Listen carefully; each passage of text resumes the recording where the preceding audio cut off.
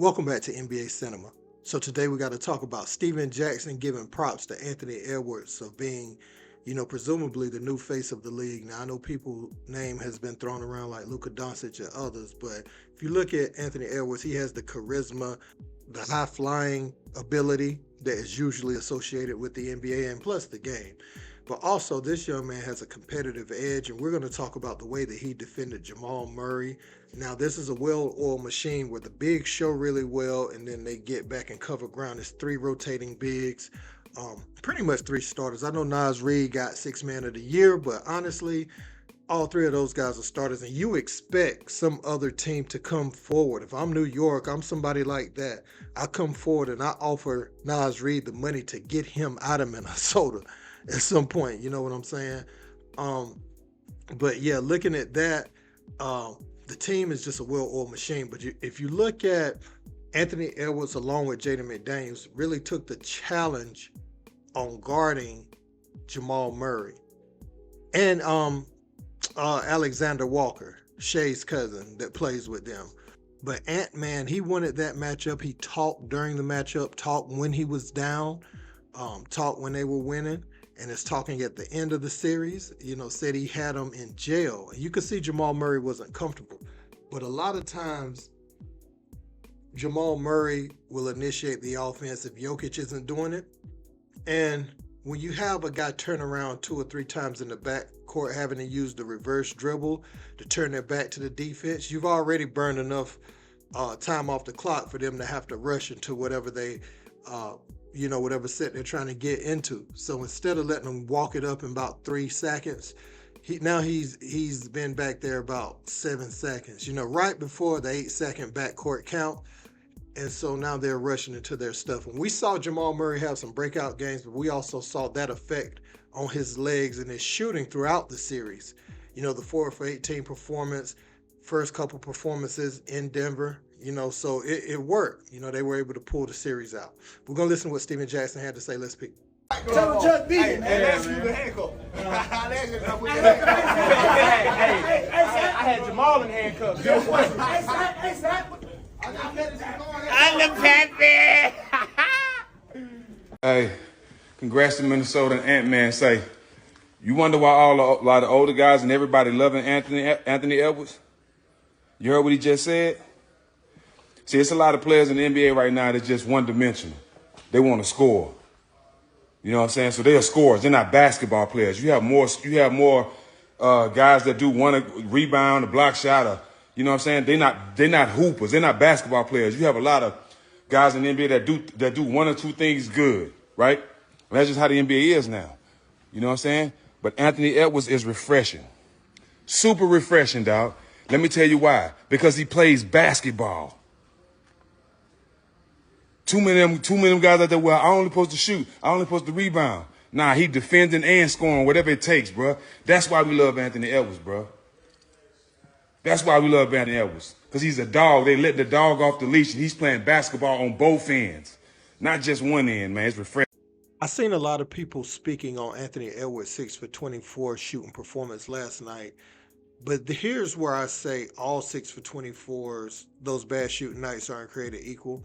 He was competitive. As I showed you on those clips earlier, he was competitive on the defensive end all night long. And also they were blitzing him out high, which opened up other things for other players on the floor. And I think when Naz Reid came into the game, made some of the plays he made, drilled some threes, he's able to get the ball and attack, especially he see an open lane, then you at the mercy, because you got Cat over there on the other side or Rudy Gobert, another big in the game, and Jokic has to show with the speed and the skill that Naz Reid has going down court, especially if you're committing another man to Anthony Edwards. Somebody's open. Conley's open 3, Jaden McDaniels open 3, or he could choose the slash. So you have many options there. And I think Anthony Edwards, as the game went on, he read the blitzing out high much, much better just by filling it out, because they tried to show him something, that they hadn't shown to this level all series, and it bit them. They went up 20, but as we saw, it wasn't sustainable. And, Naz Reid and Cat's feet, I spoke to this last night, but I feel like with their offensive prowess and their size, I feel like something about Nas Reed blocking Jokic shots and Cat challenging him is the fact that they're offensive players too.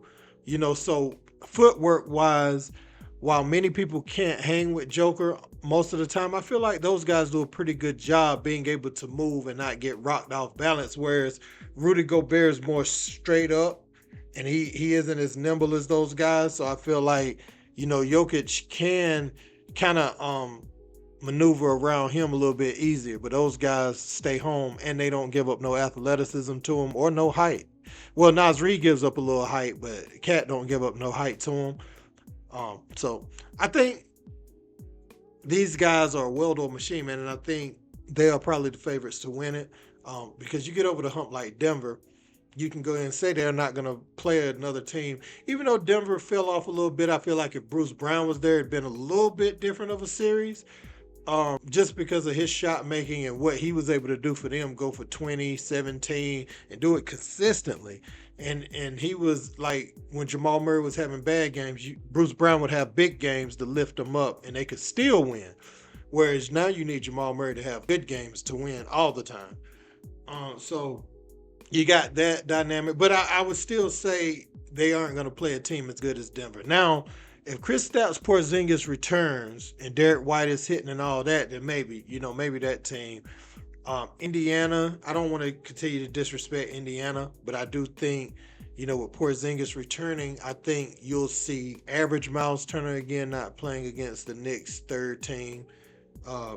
Pascal Siakam, he's had luck scoring against the Celtics, but again, those offensive rebound opportunities those guys give up, I think, will probably bite them in that series, and they have all the offense and some that the Pacers have. If you're going into the game with Jaylen Brown, Jason Tatum, and those shooters, you even got a Peyton Pritchard to match a TJ McConnell in that series. You know what I'm saying? So you got everything they got, but more talent. So I would expect them to pull it out, but it could be a good series, because Indiana got the bodies and stuff. Luka versus Ant-Man. This is what the streets wanted. So we're going to see it, man. Actually, Ant-Man said his matchup is going to be Kyrie Irving, though, which that's probably more challenging to try to guard. But at the same time, Luka's going to have the ball all the time. And I think Jaden McDaniels is going to force Luka, especially with those bigs, into some bad stuff if he doesn't move without the ball. And that's not nothing he's done to this point. So he may foul bait some, but hey, Luka's talented enough to get his own. Don't get me wrong. He can still shoot right in your face, but I think he's going to have to try to figure out a way to score consistently on these guys, especially if he's going to be ball dominant, keep everything in front of the defense, and not play off the ball at all. Again, Kyrie Irving is ambidextrous, so he's going to do some crazy shots, but is he going to guard Ant-Man? I'm interested to see that. Lively going against Gobert. Gafford going against those bigs as well, Cat and Nas Reed and Gobert. They got their work cut out for them. Maybe Gafford's been around the block a little bit more and can navigate his way on the floor with those guys. But Lively, he has young, youthful energy. So sometimes when you have that, you play better because you have nothing to lose. And, you just out there playing. You just out there using your energy to your advantage. But you're not going to be able to be the strongest guy on the floor like you were against Chet Holmgren. And I think that may be a learning curve moment for him in that series. So yeah, man, another thing that's important about this is whether you look at Halliburton, you look at, really, I'm more so directing this towards Tatum, Brown, and Ant-Man. If one of those teams win, the NBA will have a champion that is American born, for the first time since Steph won it. You've had Giannis win one recently. You've had Jokic win one recently. But it's going to be great because if Ant-Man could win it, you'd have like your face of the NBA winning a title at age 22. And I think that'll go a long way for his marketing brand. Another thing I think Ant-Man should do, if he does, well, I think he should do it anyway. He should do the dunk contest. I think right now, if he, Zion, Ja Morant, and then throw in another young star. And they really need to take it back to like 7 or 8 players like it used to be, bro. Honestly. Get you some other high flyers that may not be their name. But if you get Zion, you get Ja, you get Ant-Man, and Ant-Man can somehow go win that dunk contest, I think for his brand, I think, where you saw Michael Jordan become heir, and now, I mean, that free throw line dunk is his logo. You know what I'm saying? So I think for branding purposes, I think that's going to go a long way for him too. I know I got off on that, but that's just me submitting who I want to see in the dunk contest next year. Let me know what you guys think in the comments. Don't forget to like, share, and subscribe. Till next time, peace.